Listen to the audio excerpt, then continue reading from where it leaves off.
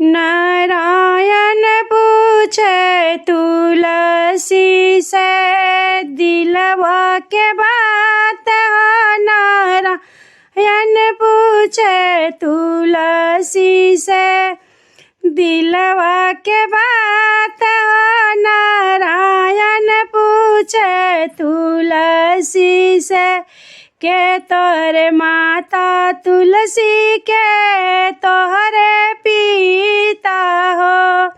के तोरे माता तुलसी के तोहरे पिता हो।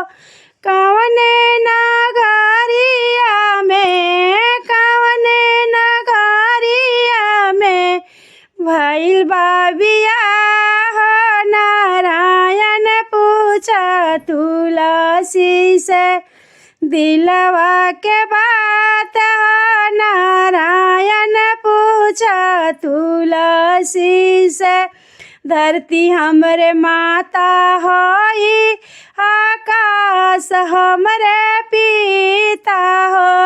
धरती हमरे माता हई आकाश हमरे पिता हो।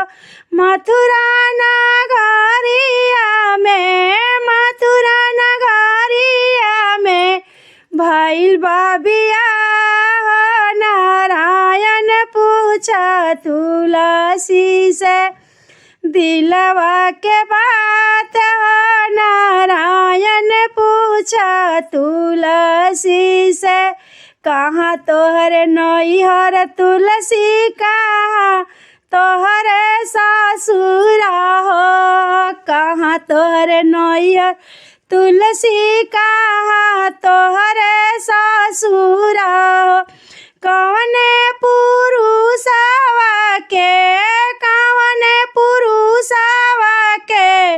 नारी तू कहालू हो।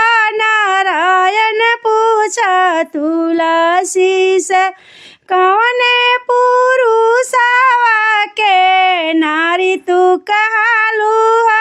नारायण पूछा तुलसी से दिलवा के बात हो। नारायण पूछा तुलसी से गंगा किनारे नैहर जमुना घाट ससुरा हो। गंगा घाट नैहर जमुना घाट ससुरा हो। कृष्ण पुरुषवा के कान्हा पुरुषवा के नारी हम कहाई हो। नारायण पूछा तुलसी से दिलवा के बात हो। नारायण पूछा तुलसी से